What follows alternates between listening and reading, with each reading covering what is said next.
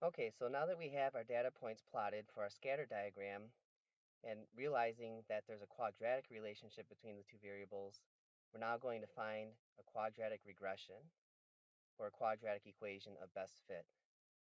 To do that, let's now press Stat.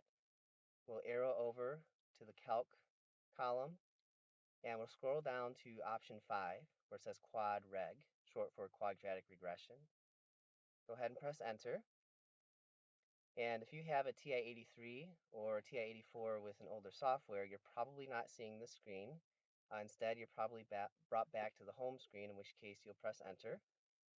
If you're seeing what I'm seeing, then we just want to be sure that the X list is given as L1. Okay, so those are our X values. And the Y list is given as L2. So the calculator is assuming that whatever numbers are in L1 are X values, and whatever numbers are in L2 are Y values. The next two rows can be left blank. So now we're going to go down to where it says calculate and press enter. And in just a moment of time there, a quick moment of time, it provides us some values.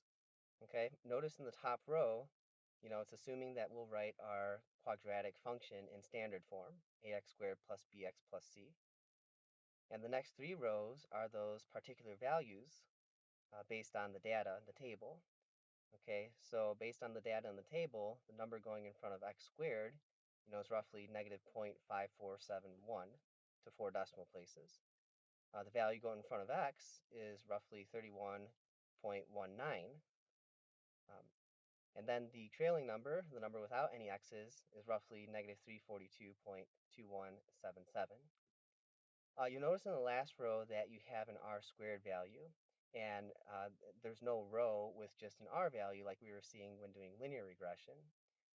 Just to let you know, if it's just a plain old r value, you're usually just going to see that when doing a linear regression because r by itself measures the strength of a linear relationship between the variables. But as we saw in our scatter diagram, we have a quadratic relationship. So we wouldn't want to use a linear measure for some sort of relationship that isn't linear, in particular quadratic in this case. All right, so basically you will write out your quadratic function in standard form, using these three values rounded to 4 decimal places, and you will have completed another part out of that last problem. All right, feel free to let me know if you have any questions about this stuff. Otherwise, thanks again for watching.